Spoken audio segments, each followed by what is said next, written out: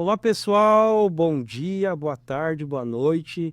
Sejam bem-vindos a mais um episódio do VidaCast. Eu sou o Gilson Gomes e eu estou muito bem acompanhado aqui da minha esposa, querida apresentadora. Mônica, Lembrando vocês, gente, que esse conteúdo vai estar disponível lá no canal do YouTube do Gilson Gomes e também no canal do YouTube da Rede Osana. E hoje nós estamos com um convidado tão especial, gente.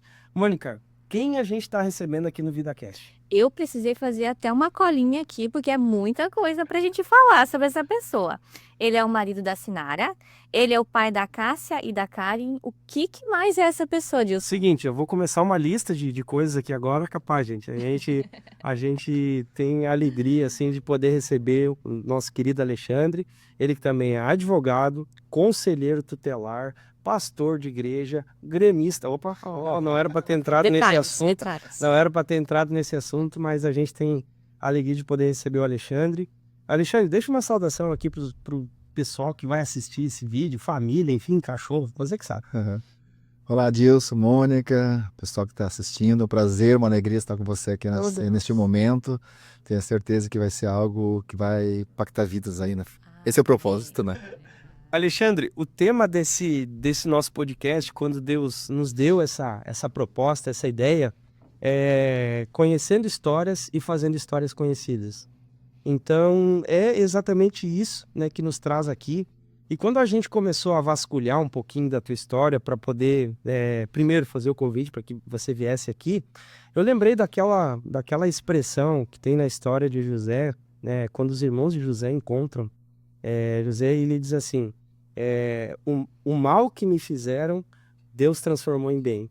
Então, todas as vezes que eu lembro da tua história, eu lembro dessa expressão. Então, agora, a gente quer ouvir, quer conhecer a sua história e quer fazer a sua história conhecida. É claro que a gente não tem como discorrer sobre toda a sua vida, mas existe uma etapa, ou a gente poderia dizer assim, um ponto de inflexão na sua história que realmente ele é alvo de muita superação. E a gente quer poder ouvir isso.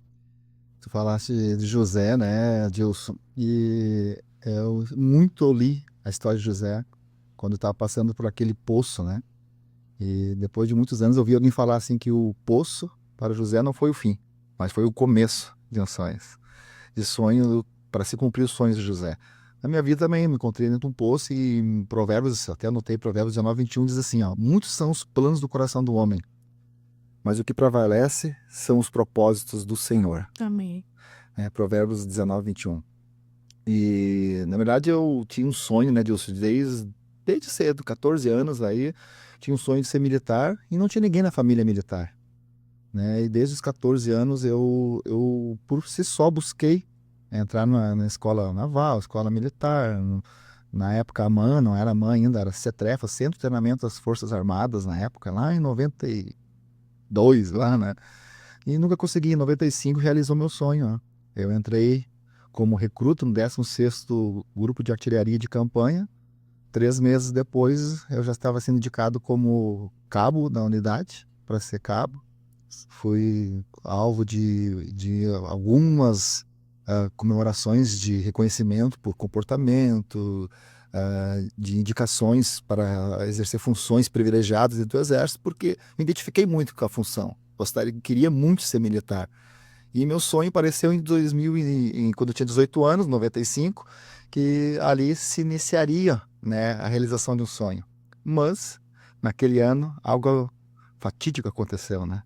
Que do dia para a noite eu saí, digamos, da montanha, do pico da montanha, realização dos sonhos, para ir ao mais profundo poço. Alguém na cidade de São Leopoldo, com o mesmo nome, o mesmo sobrenome, o mesmo apelido, morador no mesmo bairro, características físicas parecidas com a mesma idade, ele mais uma outra pessoa invadem um estabelecimento comercial na cidade de São Leopoldo, roubam esse estabelecimento comercial e na fuga desse estabelecimento comercial, a pessoa que tinha o mesmo nome, sobrenome, apelido que o meu, desfere um tiro nessa pessoa e vitima, mata essa pessoa. Isso no Código de Processo Penal, no Código Penal, melhor dizendo, se encaixa no crime de latrocínio, assalto seguido de morte. Isso foi um crime que repercutiu muito na cidade de São Leopoldo. 3 meses depois, a Polícia Civil investiga o crime e encontra-se o carro que foi furtado na época, roubado, melhor dizendo, foi abandonado próximo da minha residência. E na fuga, diz o inquérito policial, depois de meses a gente vai acessar todo o inquérito e vai ver que na fuga, uma das testemunhas disse que um chamou o outro de Xande. E a polícia começa a investigar quem eram os Xandes próximo do local onde largaram o veículo, né? E algo assim que quando Deus tem algo para fazer, né? Nós tínhamos um comércio, meu pai era comerciante, tinha um mercado naquele bairro na época, no bairro Feitoria Coab, Deus. E quando eles chegaram no bairro para investigar, a polícia chegou no mercado e perguntou para o meu irmão assim, na época eu já estava no quartel, né? Perguntou para o meu irmão assim, tem algum Alexandre aqui? Meu irmão disse assim, tem, é meu irmão. Qual que é o apelido dele? Então, em casa, todo mundo me chamava de Xande, os vizinhos me chamavam de Xande, os parentes me chamavam de Xande, até hoje, né? Xande, Alê, né? Só que eu tinha um apelido antes, tem uma foto aí que fez um cabelão grande, assim. Parecia um Bob Dylan. Isso. Quando eu era adolescente e não conhecia Jesus, tinha um cabelão crespo, grande, e eu botava o boné, e amassava o boné, e ficava do lado uns cachos, aqui assim, né? E aí, por gurizada ali, 16, 17 anos, apelidaram meu apelido de Bozo. É o do palhaço Bozo. Quando meu irmão perguntaram o apelido do meu irmão, meu irmão deu o apelido da família. Não deu o apelido da rua. Sim. Da rua era Bozo. Dentro de casa era Xande. E eles, cadê o Xande? Tá no quartel servindo o exército. Só que aí que tá. Quando eu tava no quartel, eu queria tanto servir o exército, que antes de ir pro quartel, eu rapei a minha cabeça.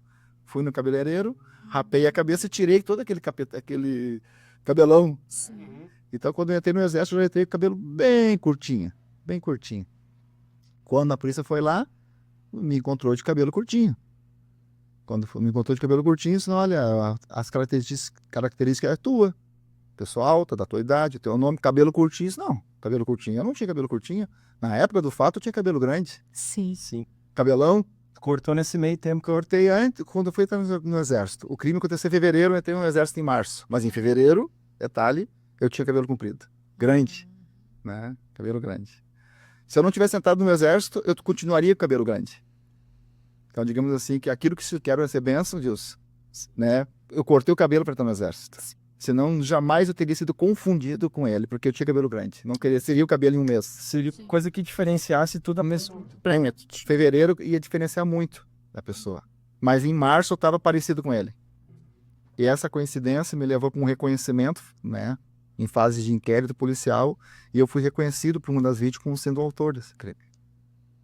Aí partiu um desespero da família. 2 advogados assumiram o caso. O pouco ainda de dinheiro que nós tínhamos na época. Minha família na época era uma classe média, digamos assim. Meu pai teve um infarto naquele ano, morreu do coração. Começamos a perder tudo, mercado, casas, carro, tudo, né? E na luta, no desespero de provar. O exército me dando todo apoio, porque não condiz a minha atitude com aquilo que eles estavam me acusando. A minha pessoa não condizia com aquilo que eles estavam me dizendo que eu era. O exército sempre deu muito apoio, né? Me manteve dentro da unidade todo o ano de 95, eu saí com bom comportamento, saí com crédito, saí com carta de recomendação do coronel, comandante do grupo na época, mas respondi o processo. Lá no meio do processo, a juíza na época, ela pede minha preventiva e eu sou recolhido para dentro da prisão do exército. Oh, Deus. Dentro da prisão do exército a gente começa uma luta muito constante. Eu lembro disso que eu tô saindo do exército, da minha unidade. Desculpa, tá? Imagina. Fica à vontade, pastor. Vontade. Quando eu tô saindo da minha unidade, o meu comandante me chama assim, 04. O que aconteceu, 04? Eu disse assim, eu não sei, comandante. Eu não sei, coronel, o que aconteceu. Eu só sei uma coisa, eu nunca na minha vida eu roubei nada de ninguém. Nunca na minha vida eu pus uma arma nas minhas mãos para tirar a vida de ninguém. Eu não estava perto dessa pessoa. Eu não estava junto nesse lugar. Eu simplesmente tive o mesmo nome e fui reconhecido porque era parecido com essa pessoa. Ele tinha uma Bíblia pequena assim, Deus. Ele, o coronel, em cima da mesa dele. Pequeninhas, Salmos e Provérbios, Novo Testamento. Coronel Walter Paulo. Ele disse, você acredita em Deus, jovem? Eu disse, coronel, eu acreditava em Deus. Eu era católico, né? Eu fiz crisma, comunhão, tudo. Eu acreditava em Deus. Mas meus sonhos estão sendo destruídos. Eu não acredito que Deus, ele exista, permitindo que o inocente vá parar na prisão do exército e destruir meus sonhos, a minha vida assim. Ele fez assim com a Bíblia. Leia este livro. Tu vai encontrar resposta para tudo o que está passando. Eu nunca tinha lido a Bíblia. Em 5 dias eu li todo o Novo Testamento, Salmos e Provérbios. E eu chorava muito na presença de Deus. Perguntando para Deus o porquê daquela situação ali. Não conhecia Jesus do jeito que a gente conhece hoje. Conhecia no formato católico, cristão, né? Mas não sem uma profundidade, assim, né? E aí passou o tempo, dia 31 de agosto de 1995, às 7 horas da manhã, o capitão da minha unidade, capitão Rodrigo, ele me desperta dentro da prisão do exército, dia 31 de agosto, 7 da manhã, e me faz uma pergunta. 04, eu pulei como um soldado, né? Sim, senhor capitão. Tu foi condenado? E eu disse, não, senhor capitão. Dele, sim, então procura ver com os teus advogados, porque eu acho que tu foi condenado. Na verdade, ele já tinha lido na página do jornal. Saiu na primeira página do jornal 0 Hora, na época, na capa do jornal 0 Hora. E quando 9 da manhã, chegou meu irmão e meus 2 advogados na época. E quando eu saí da cela do 16º GAC, e eu olhei para eles no pátio, eles estavam me aguardando, eles baixaram a cabeça assim. Daí eu vi que tinha uma notícia ruim. Daí eu perguntei para eles o que aconteceu. E eles disseram, olha, a gente fez o que pôde por ti, Alexandre. Mas infelizmente o juiz, agora era um juiz que estava, ele acabou te sentenciando e condenando.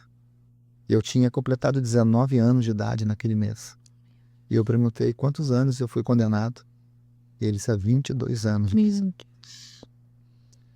22 anos com 19 anos. Sem nunca ter roubado nada. Meu sonho foi...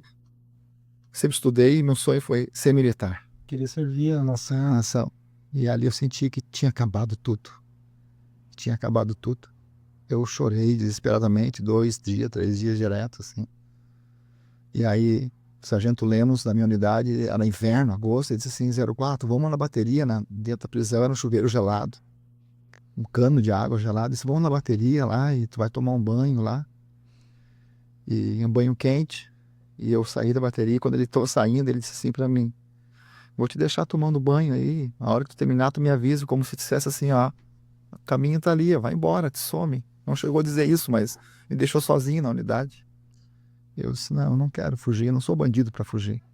Fui até a unidade, peguei um cadarço no meu armário que estava lá ainda na unidade, que eu não tinha cadarço no meu coturno e nem o cinto na prisão, para evitar um enforcamento, algo assim. Eu fui até, peguei um cadarço dos meus sapatos e uma cinta, e eu fui até a prisão novamente para o banho, e eu cheguei na prisão, assim, eu olhei para aquelas grades, por que viver mais, cara? Tem por que viver. Eu amarrei a corda bem forte no meu pescoço, e quando eu tô tentando mirar nas grades, para tentar amarrar a corda na grade, assim, eu escuto o barulho das grades se abrindo, correndo, chego esse sargento que eu falei, mais alguns colegas do ano, me renderam, tiraram aquelas cordas, tiraram as cordas do meu pescoço e impediram de eu ter feito a besteira que eu ia fazer. Deus enviou eles. Eu vejo que Deus cuidando de tudo. Alguém viu que eu botando os cadarços no bolso. Alguém viu botando o cadarço no bolso e comunicou o sargento. Ó, o 04 vai fazer besteira. E eles impediram por questão de minuto. Eu pensei que tinha destruído, acabado a minha vida. Isso era o final de agosto, início de setembro de 95. Amigos, Gilson. Não ficou ninguém, né? Ficou mãe, irmão tinha falecido, meu pai tinha falecido. Ficou minha mãe sofrendo. A mãe ia a tudo que lugar procurando ajuda. Fizeram um abaixo-assinado na cidade, reuniram mais de 1000 assinaturas no bairro. 1000 assinaturas só no bairro. 1000 assinaturas, eu nasci em São Leopoldo e me criei. Então foram mais de 1000 assinaturas com RG, nome completo e CPF. Ou RG ou CPF. Para mostrar para a justiça que houve um engano, né? Que um bandido não ia ter 1.000 assinaturas, um abaixo-assinado. Sim. Um abaixo-assinado de 1.000 assinaturas. Não adiantou. Fizeram uma manifestação, sendo mais dos Sinos, manifestação feito fórum, com faixas, protestos. Na época, em 95, tinha RBS, Jornal do Almoço, Vale dos Sinos, Rua Grande, Zero Hora. Esses jornais tudo cobriram porque era manchete vincular soldado do exército. Submeteu Usavam esse. o exército como se fosse um soldado, um criminoso que fosse militar. Olha só. Entendeu? Só que em setembro algo aconteceu, Jesus. Algo aconteceu que eu comecei a entender por que eu estava lá. Eu estava lá, minha mãe começou a ir na igreja, e numa dessas idas na igreja, minha história começou a ser conhecida na cidade, 2 jovens resolveram ir lá falar do amor de Deus para mim. E era 26 de setembro de 1995. 3 da tarde, chegou 2 jovens lá e disseram: nós viemos aqui te apresentar Jesus. E eu estava lendo a Bíblia, inconformado com tudo aquilo. Tu já estava onde daí? Ainda no quartel. No quartel? Ainda no quartel. Fiquei todo o tempo, até a baixa minha no exército, eu fiquei dentro da unidade. Eles não podiam me tirar da filar militar e não tinha nada na minha conduta militar. Inclusive o juiz, na época, pediu meu comportamento no quartel. Quando eu lia o parecer, o relatório dele no meu comportamento, Não dava para conectar. eu chorei de ver assim. Ele colocou tudo que eu tinha, as minhas indicações, os meus cursos, tudo ele colocou na carta para o juiz, quem eu era dentro do exército. Mas chegou dia 26, numa terça-feira, essas 2 jovens chegaram lá. E era 3:30 da tarde, uma delas perguntou assim: você gostaria de aceitar Jesus como teu salvador? Pô, Deus, eu pensei assim, cara, eu não tenho mais ninguém por mim. Só tem minha mãe. Agora, tantas vezes eu tive a oportunidade de conhecer Jesus, eu não quis. Agora Jesus tá, tipo, ninguém mais me quer, Jesus me quer. Tipo assim, cara, que louco, né? Interesse esse. Interesse, ninguém mais, perdi amigo, não tinha mais ninguém, cara, né? Quem vai querer ser amigo do presidiário, né? Se tu é inocente ou não, parece, naquele momento, tu tá no presidiário. Culpado. Tá ali. Porque as pessoas sempre têm aquela ideia, tipo, ó, onde tem fumaça, tem fogo. Isso. Só que ali me anunciaram Jesus. 5 anos depois, uma dessas jovens que me anunciaram Jesus se tornou minha esposa, né? Se tornou minha esposa. Ela foi uma jovem, se tornou minha esposa. Hoje é 23 anos, comemoramos agora dia 10 de março. Parabéns. Estamos casados. 23 anos. E 28 anos que a gente se conheceu. Meu Deus. E ali começou uma jornada, né, de experiência com Deus. Porque eu entendi que dali eu fui para na época, o maior presídio que havia no estado do Rio Grande do Sul, que é o Presídio Central de Porto Alegre. Então, até eu entrar no Presídio Central, eu tinha esperança. Não, Deus vai provar a minha inocência. Sim. Não vai permitir um presídio. Porque ali eu estava preso, mas era militar, estava fardado, né? Não era um preso comum, digamos assim. Né? Alimentação, tinha tudo normal, colchão, banho de tomar, tudo normal, né? Uma cadeia do exército limpa, cheirosa, né? Digamos assim, né? Tinha um preso, humilde, dignidade, isso. Mas dia 30 de novembro era minha baixa no exército. Meus advogados tinham feito um recurso, não tinha sido julgado no TJ ainda, no tribunal, e eu esperando sair aquele recurso. Na época, uma mulher foi me visitar, evangélica, crente, disse assim: olha, eu vim aqui te trazer uma mensagem de Deus. Tu vai passar por lugares que tu não gostaria de passar. E eu não aceito. O Senhor manda dizer que tu vai passar por lugares que tu não gostaria de passar. Mas o Senhor disse que nem um fio de cabelo teu vai ser tocado. E que a gente envia para lá, para que tu pregue o evangelho dele. Aquilo, eu sabia que era Deus falando, mas eu não queria aceitar. Eu disse: não, isso não é Deus. Deus não vai querer isso para mim. Mas eu, no fundo, eu sabia que era Deus. Não tinha como dizer que não. Tava preparando as primeiras agendas. As primeiras agendas. E aí, dia 30 de março, o inspetor, na época, não vou falar o nome dele, porque há tantas falhas nesse processo, mas o escrivão e o inspetor, na época, que conduziram esse inquérito, inclusive um deles foi afastado depois por corrupção, e ele dizia para mim assim: ô soldadinho, hoje tu tá aí fardado, hoje tu tá aí com um tenente do teu lado, amanhã depois eu vou te buscar e a conversa vai ser diferente. Quando chegou dia 30 de novembro, que eu fui dar minha saída do exército, ele foi me buscar. Eu pensei, pô, agora ele vai cumprir aquilo que ele falou, né? Mas Deus não permitiu ele abrir a boca, né? Deus já havia falado que eu iria para um lugar, que nem um fio de cabelo ia meu ser tocado. Ele não tocou um dedo em mim, Deus. Não permitiu, Mônica, ele tocar um dedo em mim. Eu fui realmente conduzido dali do exército até a DPPA. Né? Da DPPA eu fui para o presídio. E nunca, em nenhum trajeto desse, realmente, nem agente, nem policial, nunca tive uma sequer agressão, até por perseguição evangélica que a gente teve dentro do presídio, nunca Deus permitiu a gente ter qualquer tipo de agressão, nem por parte de agente, nem por parte de preso. Deus foi fiel na promessa. Meu Deus. Eu entrei no presídio lá em novembro de 95, e quando eu cheguei lá, eu olhei tudo aquilo, né? Eu pensei, poxa, gente, que coisa, né? O que o senhor tem para mim aqui?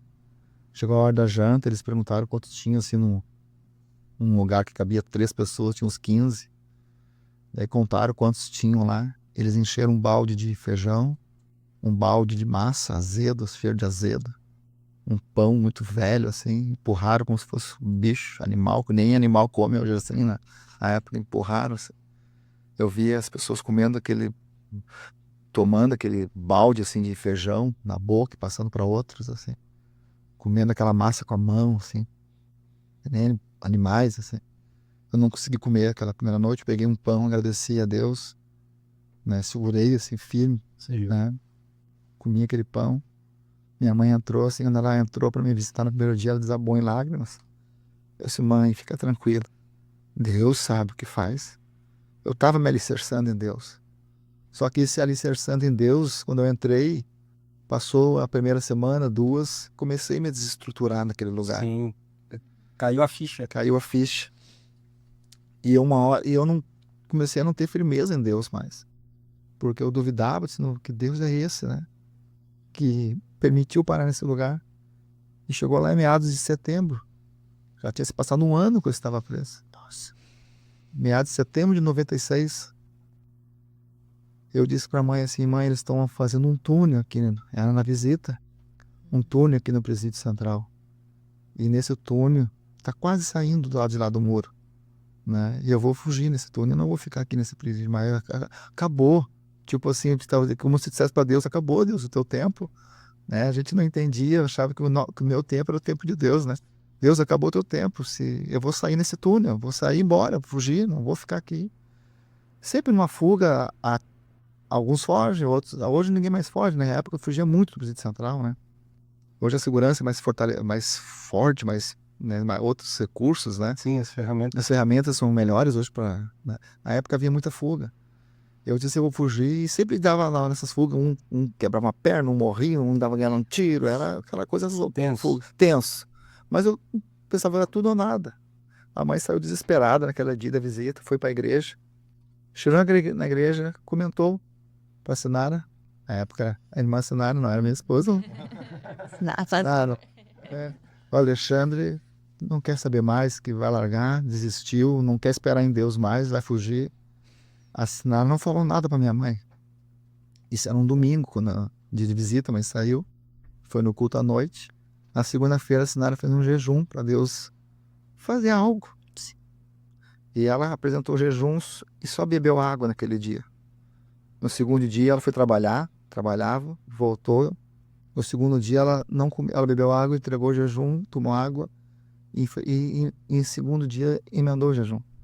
Emendou no terceiro dia. 3 dias de jejum só tomando água. Para que Deus falasse ou fizesse algo na minha vida. Sim. Porque a situação estava dramática mesmo. Eu ia fugir naquele momento. E aí passou domingo, segunda, terça, quarta. Na quarta-feira minha mãe foi me visitar, era o final do jejum que a Sinara estava fazendo por mim. Quando eu, ainda assim naquela esperança assim de uma luz no fim do túnel, no final da visita, 3:30 da tarde, abri a Bíblia para ler um versículo, né, junto com os familiares que estavam assim, e eu li o versículo que diz que nenhum de vós padeça como homicida ou malfeitor, ou como aqueles que se intrometem em negócios alheios, mas que se padeça como cristão, não se vergonhando disso, mas glorificando Deus nessa parte. Quando eu terminei de ler o versículo, eu fui orar, 3:30 da tarde, coincidência, no mesmo horário que eu aceitei Jesus. Os céus se abriram e dentro daquele lugar Deus me batizou com o Espírito Santo. Glória a Deus. Glória a Deus. Que isso. Deus me batizou com o Espírito Santo. E eu digo assim, às vezes, para os jovens, que a gente cuidou de jovens muitos anos, assim, ó, não existe nada que existe experiência, nem que nada. Parecida. É como transformar água em vinho. Aleluia. E não tem palavras humanas que conseguem transcrever o que é o batismo com o Espírito Santo. É um fogo. O que tu vive é diferente. Porque eu fui para as grades no segundo andar da galeria 2D na época. Eu olhei por cima do muro, que dava frente ao muro, pegava o morro da polícia. Eu comecei a chorar e disse, Deus, obrigado porque eu estou nesse lugar. Aleluia. Hoje eu sei. Obrigado, Jesus. Hoje o Senhor falou comigo que eu não vim aqui para cumprir uma pena. Eu vim aqui para pregar o teu evangelho. Aleluia. Amém. Eu vim aqui para ser um missionário da tua palavra. Amém. E eu nunca mais, Deus, eu vou murmurar. Eu disse isso na primeira oração. Eu disse, nunca mais. Mas enquanto eu estiver aqui, quem passar na minha frente vai ouvir que o Senhor salva, que o Senhor transforma, que o Senhor cura, que o Senhor transforma. E assim foi, Jesus. Eu preguei incansavelmente, muito tempo dentro do Presídio Central, São Leopoldo, Novo Hamburgo. Ganhei muita gente para Jesus, gente até hoje que realmente eram bandidos, se converteram, transformaram a vida, reconstruíram a história, formaram famílias e hoje são obreiros, são pessoas que nunca mais se envolveram com crime, frutos lá de trabalho, que estão até hoje aí, agentes penitenciários, policiais militares. E passou, desde 95 até 98, 3 anos e meio. Pregação. Pregando. Nossa. Fui trabalhar na usina de lixo de São Leopoldo, vim para São Leopoldo, por milagre de Deus, na comarca pequena. Comecei a trabalhar no lixo. Na usina de lixo de São Leopoldo, ganhava meio salário mínimo. Mas o ônibus levava gente e trazia gente. Eu não tinha direito a ir em casa, mas podia trabalhar. Que bom. Trabalhando no lixo, né? No lixo. E aí Deus começou a fazer promessa na minha vida. Só que quando Deus faz uma promessa, quem sabe alguém vai assistir esse vídeo e vai pensar, pô, mas né, às vezes é difícil acreditar que Deus vai fazer isso. Mas quando Deus começou a fazer a promessa na minha vida, que Ele me levaria para lugares para que eu fosse uma testemunha, tanto para aqueles que estavam ali, como para grandes pessoas, né? Eu digo assim, Deus, para a glória de Deus, eu não tenho vergonha de dizer nas câmeras, em grandes igrejas que eu já testemunhei, como em pequenas igrejas, que eu não uso o sentido figurado. Realmente Deus me tirou do lixo. Literalmente do lixo. E hoje, às vezes, eu me sento em mesa com promotor, com juízes, com delegados de polícia, delegados regionais de polícia, entendeu? Com desembargadores, né? Com autoridades do executivo, do legislativo, né? E a história que você ouve aqui, muitos deles já ouviram também. E quando Deus faz essas promessas lá atrás, você não tem como, né? Não tem como. Mas realmente, Deus abriu as portas em 98 para 99. Um juiz assumiu a vara de São Leopoldo, a vara de execuções, Márcio André Kepler Fraga. Ele disse assim, tem coisa errada nesse processo. O promotor na época tentou reabrir o caso, não achou como reabrir a situação. Não vou entrar em detalhes processuais, assim, é difícil a pessoa entender às vezes. Como advogado, hoje, se eu falasse para um advogado, entenderia. Mas, para amenizar a situação, me colocaram no semiaberto. 3 anos e meio, cumprindo pena, vai para o semiaberto. Pelo menos vai cuidar, vai ficar em casa, trabalhar e vai dormir à noite. Na cadeia, na prisão. Entendeu, Deus? E esse processo ficou mais 5 anos e meio. Então, o total deu 9 anos e pouco. Meu Deus, é muito tempo. Faz muito tempo. 9 anos. Eu casei no semiaberto. Eu cuidei de igreja na congregação, né? Porque na época assim, a igreja que eu estava, não era a Assembleia de Deus, não permitia pessoas que tinham, digamos, uma ficha criminal, né? E aí era digamos, tinha uma organização nacional dessa igreja. A Assembleia de Deus é diferente, é por cidade, né? Tiveram que pedir uma autorização nacional para que eu pudesse ser obreiro nessa igreja. Porque meu caso era diferente, né? A pessoa entendia que eu não tinha aquela ficha criminal, mas era algo diferente, né? E essa ficha criminal, ela me perseguiu por alguns anos. Isso. Alguns anos eu fui tolhido de ter um emprego bom, Eu fui privado de entrar numa empresa porque não tinha antecedentes. Eu fui discriminado pelos meus colegas no grupo de quando inventaram o WhatsApp, depois de anos, né? Me botaram num grupo de ex-militares do 16º GAC. Quando eu vi, começaram a sair do grupo. Daí alguém me chamou no privado, ó, 04, eu vou te falar porque eu sou teu amigo. O pessoal tá saindo do grupo por causa de ti. Que eles não querem estar num grupo onde tem um ex-presidiário, sabe? Então a discriminação é muito triste isso. Sério, né? Só que eu pensei, bom, se ninguém me abre as portas, Deus vai abrir as portas. Eu ganhei uma motinha, botei uma caixinha, um baúzinho atrás e virei motoboy. E de motoboy eu ficava lá 10 horas em cima de uma moto, trabalhando na época, pagando a faculdade. Saía da aula, fazia estágio na faculdade, dava a monitoria na faculdade, pagava um pouco da monitoria, um pouco do estágio, um pouco do meu salário. E entrei na faculdade de Direito no ano de 2011. E em 2018, o menino que era lixeiro, condenado injustamente, 22 anos. 22 anos de prisão. E em 2018, na Fiergs, com mais de 1.000 pessoas, eu estava colando grau em bacharel em Direito. Glória a Esse ano. Deus. Glória a Deus. Graças a Deus. Toquei um louvor muito bonito, né? Toquei um louvor para todo mundo ouvir.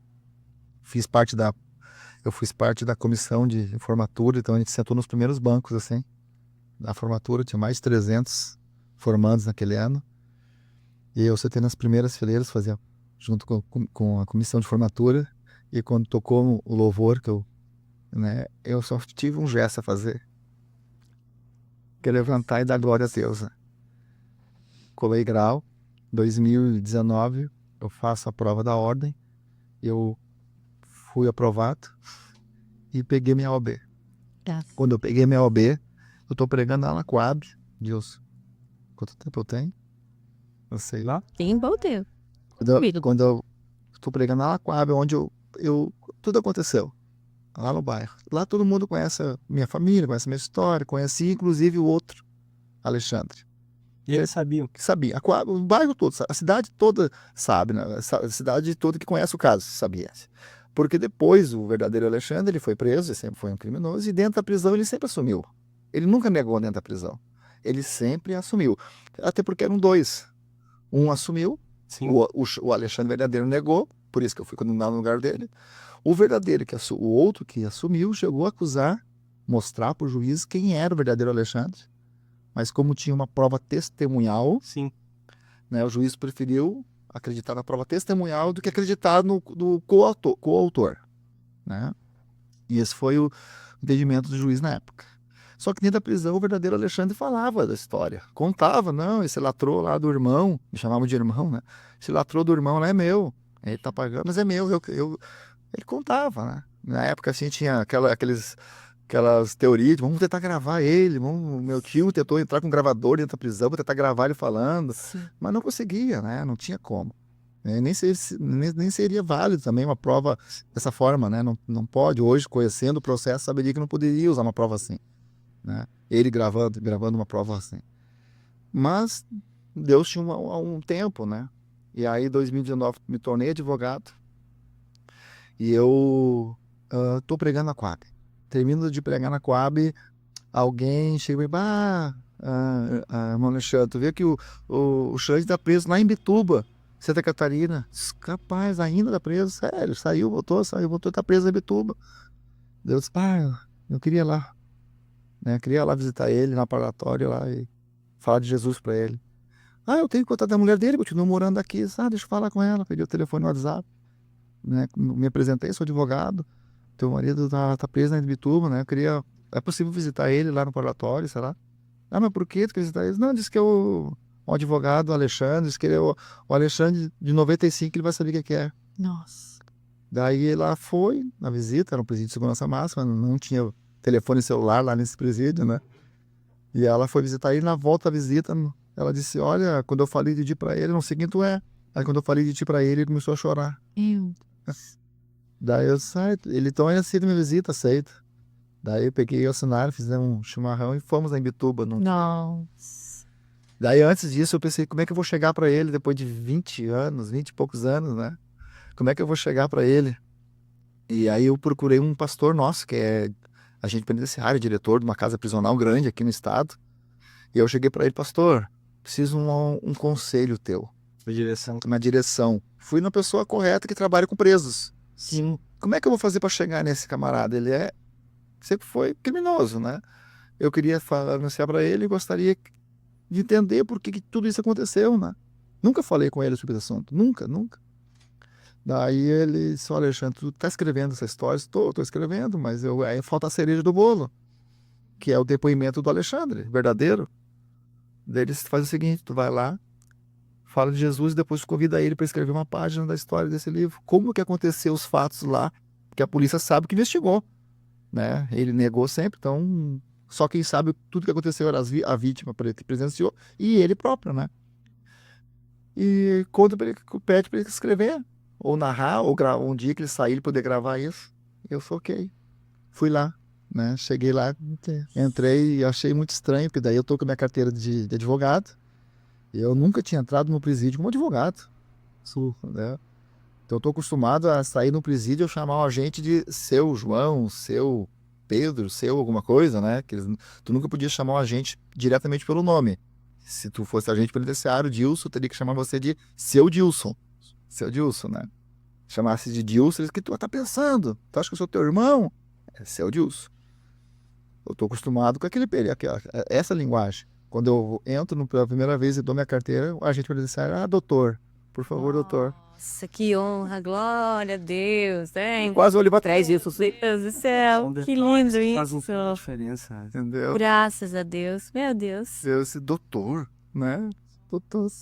Daí só aguarda, por favor, na sala da UB, tem cafezinho ali, se eu quiser tomar, fique à vontade. Meu Deus do céu. Esperei, quando eu cheguei pra falar com ele, eu olhei pra ele assim, ele com roupa laranja lá de presidiário, cabeça rapada, velho assim, né? Minha idade que eu, mas eu tô mais jovem que ele. Ele tem a mesma idade que eu. Ele velho, judiado, tentando puxar cadeia, né? Sim. Alexandre, eu vim aqui hoje para falar de Jesus para ti, né? E ele, há tempo que eu ouço falar, e há tempo que eu queria conversar contigo, eu ouço, pessoal, das vezes que eu saí, o pessoal sempre falou que tu estava bem, que tu tinha virado pastor, né? Ele comentou assim. E eu aqui dentro também agora estou lendo a Bíblia, e tem na cela junto comigo, tem um irmão da igreja que está me discipulando, e eu disse para ele esses dias que eu fiz muita coisa errada, e ele me começou a contar algumas coisas assim. A última vez agora, eu roubei uma carga tal, e éramos em 9, 2 foram presos, outros morreram e só eu fugi. Começou a falar assim, né? E eu decidi que eu ia parar de fazer essa vida louca. Começou a contar essas histórias. E só que dessa vez me prenderam em casa, não estava roubando, era por broncas antigas. E aí estava cumprindo lá. E eu quero mudar, diz ele assim. Eu comecei agora a ler a Bíblia, eu quero mudar. E eu disse, então eu vim aqui para te convidar para te escrever uma parte da história que eu não sei contar. Eu quero que se tu puder escrever a história do que aconteceu no dia, né? E se tu puder me autorizar a publicar isso. Daí ele me surpreendeu e disse, olha, Alexandre, não somente eu quero escrever, como se esse dia que tiver que gravar e falar isso tudo numa igreja, eu vou contar porque de todas as coisas que eu fiz errado, umas eu paguei, outras eu não paguei. Mas a única que alguém pagou por mim foi a que tu pagou. E hoje ele continua preso. Aí, contatos aqui, uns vão aqui. Quando eu vi, agora que eu tenho, digamos assim, a posição dele de assumir o que ele fez lá em 95, daí eu fui procurado já por 2 ou 3 emissoras, uma delas, a maior do estado, eu fui procurado, uma jornalista investigativa desse grupo, vou falar o nome do grupo RBS. Eu já fui procurado no WhatsApp, tem um monte de mensagens dela aqui, porque quer gravar eu e ele junto, mas a minha intenção disso, assim, eu sempre orei muito a Deus. Hoje, eu sou conselheiro tutelar, eleito com 1.180 votos. Para ser vereador, prefeito, concorrer a deputado, tu pode estar respondendo o processo, não pode estar condenado, trânsito julgado, né? Ou seja, sem recursos mais.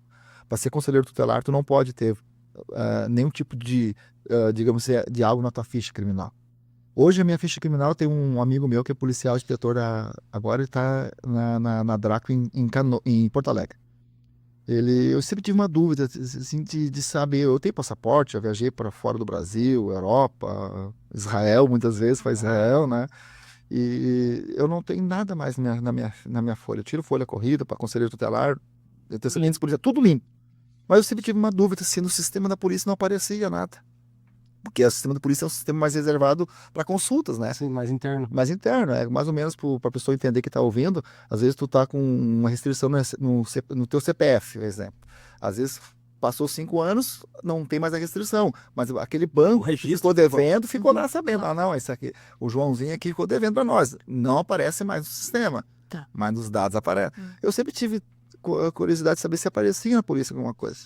Eu disse para ele assim, dá uma olhada aqui que aparece no meu RG. Agora, faz pouco tempo atrás, uns meses atrás.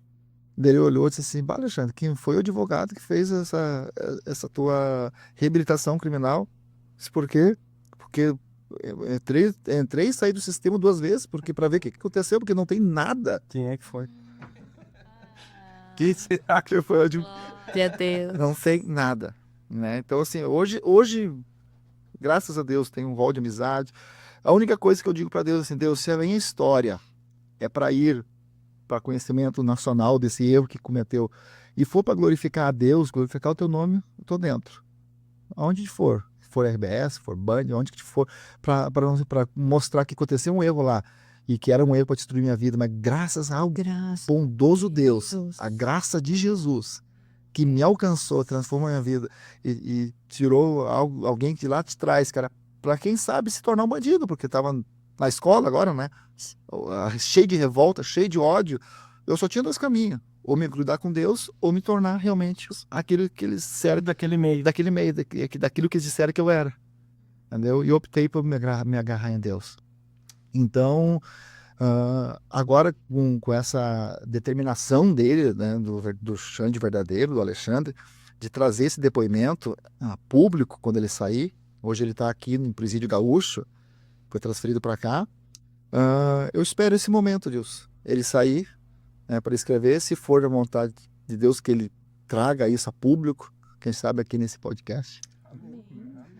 Quem sabe ele esteja aqui para um dia falar isso, contar realmente, e contar não somente para, né, digamos assim, provar que foi um erro, mas para transformação de vida dele, porque esses 20 e poucos anos eu oro por ele, para que Deus transforme a vida dele, né? Quem sabe Deus tem alcançado a vida dele. Hoje ele está em Jacuí aqui. Quem sabe Deus alcança a vida dele também e ele mude essa vida criminosa que ele viveu esses 20 anos atrás. Né? Assim, pelo que eu percebo, teu sentimento, eu me lembro da primeira vez que eu ouvi você testemunhando, em nenhum momento eu vi aquela sede, tipo assim, eu vou mostrar que em nenhum momento, e agora, assim, te ouvindo de novo, assim, eu vejo um certo cuidado que tu tem sobre a vida dele também, né? Sim. De não expor a ponto de envergonhar. Não tem porquê, né, Dilson? Eu penso assim que hoje, a única assim, maneira que eu sinto de restritiva, assim, de eu poder falar mais abertamente, porque uma coisa eu estava falando para o nosso público cristão. A nossa caixa. A nossa caixa, né? Nosso público cristão sabe, não teria por que eu vir aqui me expor, trazer uma história se fosse verídica. Não tem porquê. Tem lógica, né? Tem lógica. Agora, para o público lá fora, um cético, eu pensava... Tem que ter evidência científica. E deu o papel. Sim. Né? Então, assim, eu tive uma sentença que transitou julgado e me manteve condenado. Hoje, devo mais nada, mas nunca foi provado a minha inocência. Ou seja, eu cumpri 9 anos e meio. Sim. Fechado, semi-aberto, condicional, eu cumpri, paguei, entendeu? Reconstruí minha vida. Mas, assim, sempre houve aquela promessa que Deus usaria essa história para alcançar vidas. Eu já alcanço muitas vidas das pessoas, quando nas igrejas que eu conto, assim, às vezes a Sinara me ouve contar 23 anos. Nós estamos casados, ela me ouve contar. Cada vez que eu conto, a Sinara chora. Eu digo assim, Sinara, mas na igreja, né? né? Tu chora sempre, né? Mas não tem como não chorar, gente. Aí eu disse assim, às vezes eu não quero contar. Porque imagina eu contando a mesma história há 23 anos, né? Daí só que sempre quando eu conto eu vejo assim, pastores chorando, ou homem para chorar é difícil, né? Pessoas vendo assim, uau, o que Deus fez, cara? O que Deus fez? Então assim, onde Deus tem mandado, eu digo assim, eu já preguei na menor igreja do nosso estado, como já preguei na maior igreja do nosso estado do Rio Grande do Sul. né? Tanto faz, é pequenininho ou maior. Eu testemunhei do amor de Deus e da minha história, o que Deus fez na minha vida. Eu vi vidas sendo alcançadas. Testemunhei já para muçulmano, né? Lá fora do Brasil, né? Do que Deus faz. E se é para alcançar mais pessoas no meio social, que seja esse o objetivo mesmo. Que Não essa seja uma ferramenta. porque não. Daí a pessoa diz, mas tem uma indenização a se provar.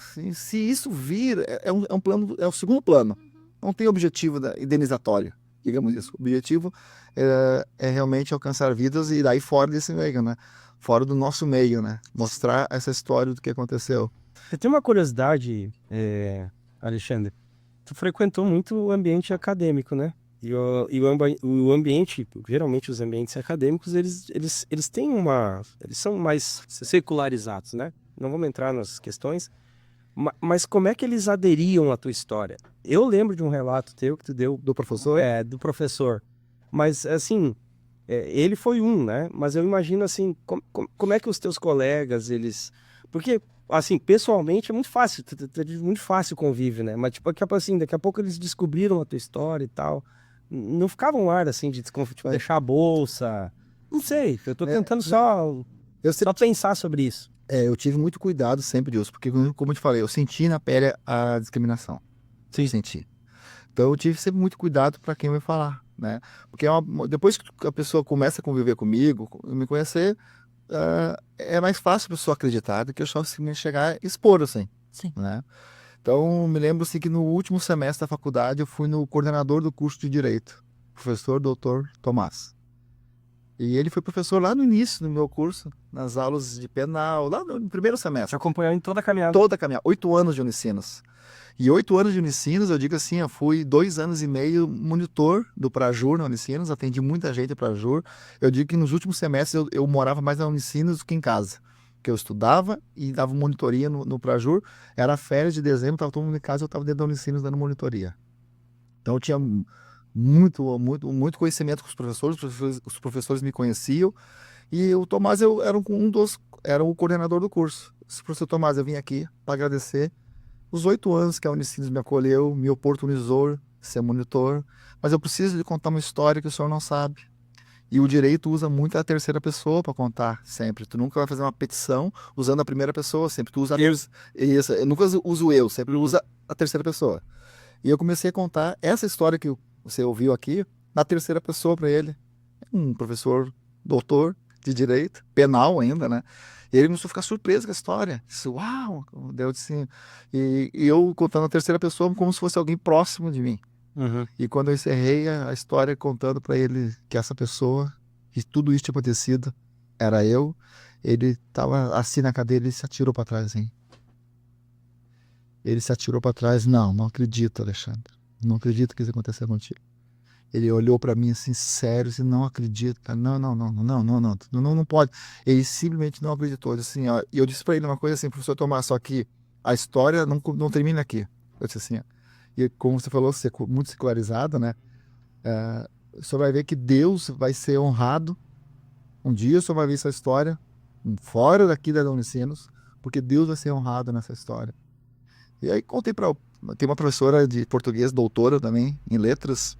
Ela disse, o dia que tu terminar de escrever teu livro, tu pode me mandar que eu faça totalmente a correção dele. Eu faço questão de fazer a correção dele gratuita. Entendeu? Então, assim, colegas, assim, algumas colegas que eu contei, assim, eu lembro que eu contei pra uma, assim, que ela ficou assim, sabe? Ela não sabia se falava, ficou assim, de boca aberta, sabe? Porque depois de começamos a estudar junto, né? E né, conhecer minha família, conhecer o meu estilo de vida, quando ouviram uma história assim, ficavam realmente perplexa, né? Mas então, assim, testemunhei no meio acadêmico, eu achei tão assim, maravilhoso que o juiz que me condenou, eu vou falar o nome também, porque ele exerceu a função dele, né? Não foi nada pessoal, um juiz hoje é desembargador, né? Então eu sei que não foi nada pessoal, mas falhou, errou. Um dia, quem sabe, eu vou estar no tribunal e vou falar. Cometer algum né? Eu vou poder comentar esse caso com ele. Sim, também. Mas assim, esse juiz se chama José Antônio Daltoé César. Agora, no Conselho Tutelar, eu aplico uma medida de proteção a favor de uma criança E a pessoa que se sentiu, digamos assim, não representada, né? Não se sentiu injustiçado com aquela medida de proteção, entrou com uma ação judicial para reverter a decisão que o Conselho Tutelar aplicou, através da minha pessoa, né? E aí perdeu aqui que eu digo no Juiz da Cor, São Leopoldo, né? Em São Leopoldo, na comarca de São Leopoldo, e recorreu para o tribunal, né? Fez um agravo para o tribunal, chegou no tribunal, caiu na mão de quem? José Antônio Daltoé César.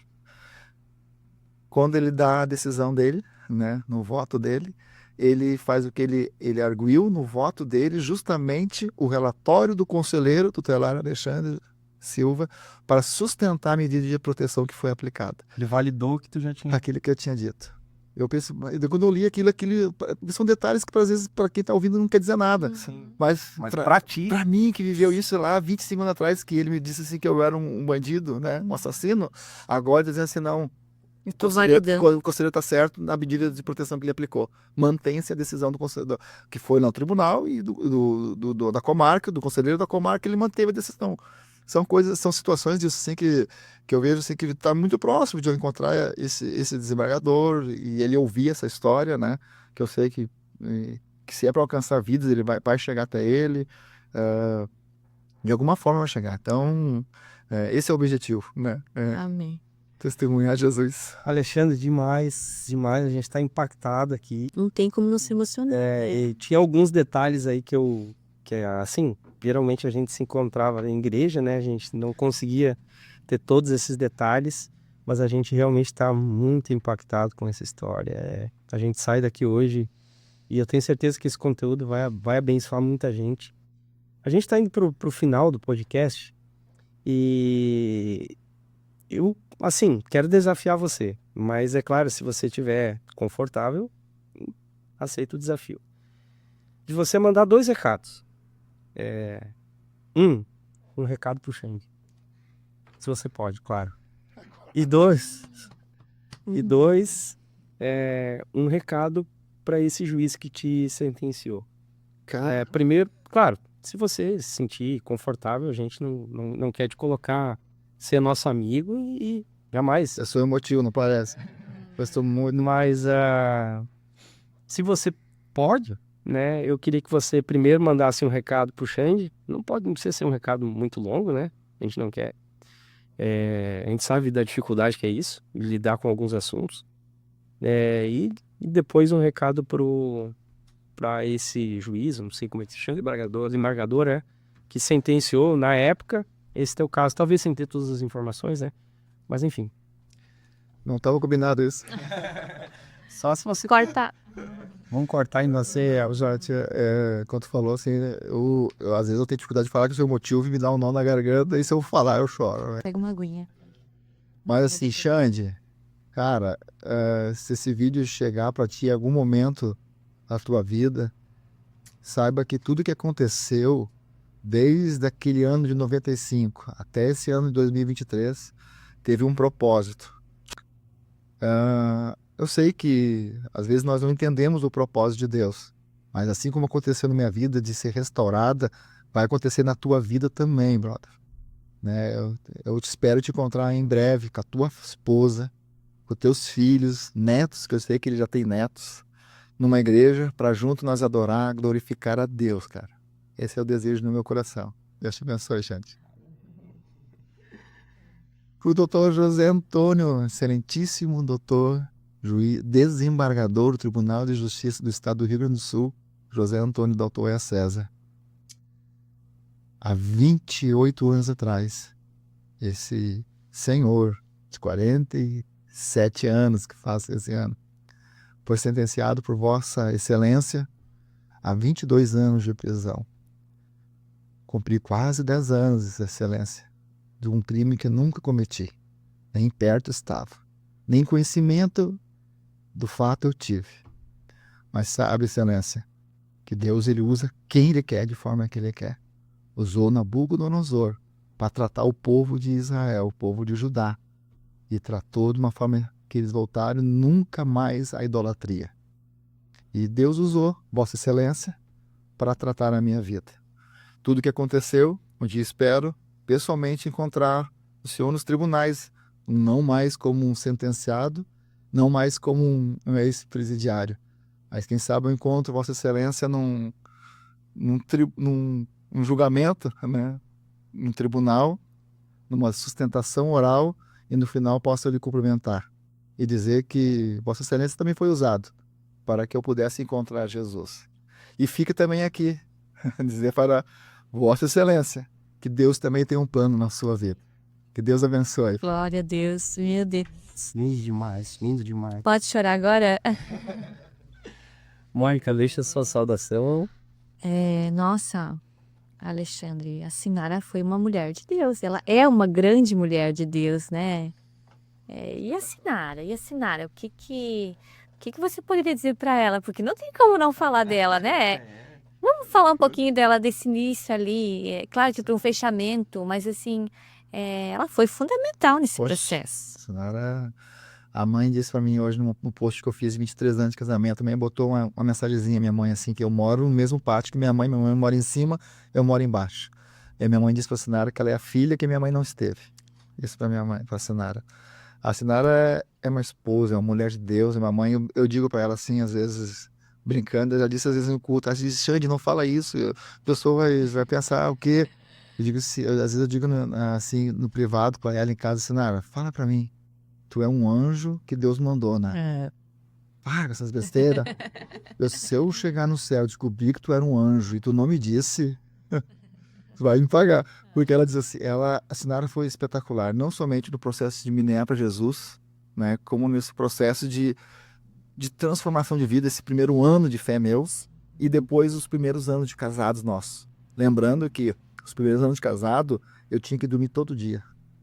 Então eu tinha uma vida de casado só por horas, parcial, porque eu não tinha noite para ficar com a minha esposa. E a Sinara aguentou isso por mais de 5 anos. Né? E a gente fazendo obra de Deus, ela é música, então ela botava a guitarrinha atravessada, né? Assim, nas costas, nós de motinha, de varinho. E nós sempre fazendo obra de Deus, e a Sinara ama, é uma mulher de Deus, ama a obra de Deus. Eu quero dizer para ti assim, meu amor, que eu agradeço muito a Deus pela tua vida. Tu fosse uma pessoa por demais abençoada, por ter me encontrado naquele dia lá em 95 no exército, ter me anunciado Jesus. E hoje a gente vive um momento, e eu digo que a gente vive um dos melhores momentos do nosso casamento, 23 anos juntos, nossas filhas já encaminhadas aí para o futuro, e eu espero a gente viver até a volta de Jesus, até nossos cabelinhos branquinhos, velhinhos, como a foto que eu te mandei esses dias no Instagram, né? Velhinhos, cabelos brancos junto. Deus te abençoe, te amo, meu amor. Sabe, Xande, deixa eu só... Isso é um último assunto, eu sei que a gente tem muita coisa. Mas a primeira vez que a gente esteve junto, você foi lá na igreja que a gente congregava, tem um ponto assim, eu lembro até hoje. Você entrou, você chegou atrasado, tinha vindo de um retiro. Aí tava tudo lotado. E a gente tinha deixado só um lugar na frente pro pregador.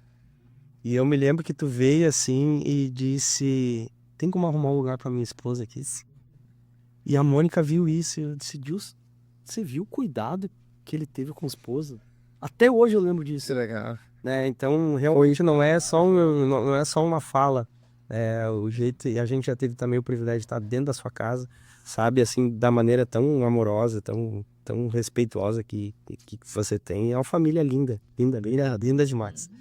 Gente, muito bacana. Eu quero lembrar você que ouviu essa história, compartilha, divide isso aqui com um número máximo de pessoas, gente. Isso aqui é um conteúdo riquíssimo. Eu tenho certeza que essa história vai, assim como as outras histórias que a gente teve aqui do VidaCast, foram abrindo caminhos. A gente tem, assim, estamos no 3º episódio, mas estamos com, assim, experiências maravilhosas.